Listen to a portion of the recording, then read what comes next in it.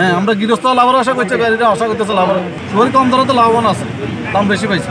700 কোটি টাকার সুপারি উৎপাদন করে হইচই ফেলে দিয়েছে লক্ষ্মীপুরের সুপারি বাগানীরা। সুপারির রাজধানী হিসেবে পরিচিত লক্ষ্মীপুরে এবছর সুপারির বাম্পার ফলনে বেচাকেনা জমে উঠেছে স্থানীয় হাট বাজারে। বন্যা পরিস্থিতির কারণে সুপারির ফলন কম হলেও দাম অন্যবারের তুলনায় বেশি হওয়ায় বেশ খুশি বাগানী ও বিক্রেতারা।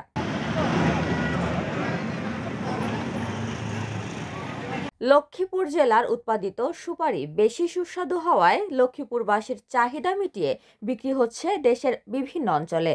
অন্যান্য ফসলের চাষাবাদের মতো ঝুঁকি না থাকায় সুপারি চাষ করে লাভবান হচ্ছেন বেশিরভাগ কৃষক। মানে একটু চাপ আছে, বাজার ফাঁকে দিয়ে বেশি গেছে, মধ্য অংশ 2829 3000 গেছে বাজার, এখন মনে করেন 25-2600। এগুলা আমার কিছু মোকাম যায়, আবার কিছু ধানে যায়। এটা আল্লাহ দিবা ছাড়া আগামী 1-1.5 মাস পরে লাভের আশা করছি। তো এটা তো সব কিছু জানে উপরে আল্লাহ। দিকে যদি ফসল ভালো হয় তাহলে এখানে আবার বাজার কমে যায়। এসব উৎপাদিত সুপারির একটি বড় অংশ পান খাওয়ায় ব্যবহার হলেও আরেকটি অংশ ব্যবহার হয় দেশের বিভিন্ন ওষুধ ও কেমিক্যাল কারখানায়। গত বছর সুপারি ফসল বেশি হলে বাজারটা গত বছর কম গেছে আর কি। এবার ফসল অনেক কম, এবার কমের কারণে গাছের সুপারি কম করার কারণে বাজারটা অনেক বেশি। এবার সুপারি ধরেন না এই 2800 থেকে 3000 মানে পড়ে গেছে কাউনার।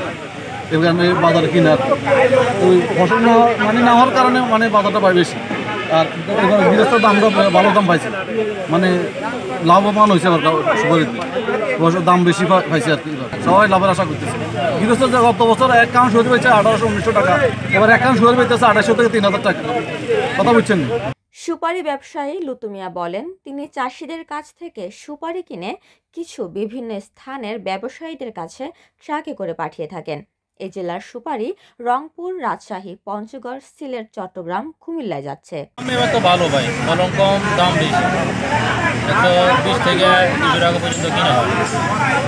আমরা ভাই কিনে বিক্রি করে ফেলাই, জায়গাতে বিক্রি করি বা 5 টাকা লাভে বিক্রি করি, কিনে বিক্রি করে ফেলাই 1000-1200-800 বা সর্বোচ্চ 220 টাকা, সর্বনিম্ন আপনার 120 টাকা। এ ব্যাপারে লক্ষ্মীপুর কৃষি সম্প্রসারণ অধিদপ্তরের উপপরিচালক সোহেল মোহাম্মদ শামসুদ্দিন ফিরোজ বলেন, চলতি বছর 36,000 মেট্রিক টন সুপারির উৎপাদন হয়েছে, যার বাজার মূল্য 700 কোটি টাকা ছাড়িয়ে যাবে।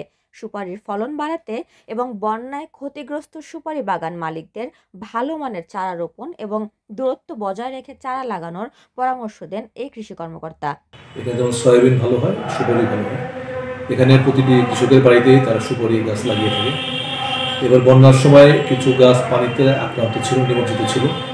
তারপরেও আমাদের টোটাল 7200 হেক্টর জমিতে 36,000 মেট্রিক টন সুপারি উৎপাদন হয়েছে, যার বাজার মূল্য প্রায় 700 কোটি টাকা।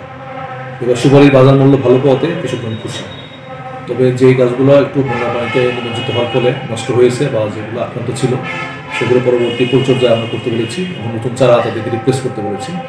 আশা করি ভবিষ্যতে তারা যদি ভালো চারা লাগাইতে পারে, উৎপাদন আরও বাড়বে এবং এই সুপারি ক্ষেত্র জেলা আরও সমৃদ্ধ হবে। পরামর্শ হলো, যে গাছগুলো নষ্ট হয়ে গিয়েছে সেই গাছগুলো পরিচর্যা করতে হবে, সারের ম্যানেজমেন্ট লাগবে, পাশাপাশি কিছু স্প্রে করতে হবে আমাদের যেগুলো পোকামাকড় বা রোগ আক্রান্ত হয়েছে।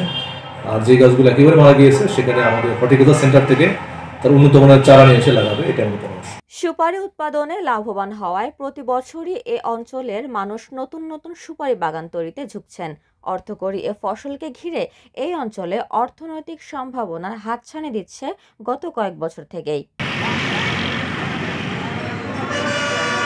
উপমা রায়, সোনালী নিউজ, ঢাকা।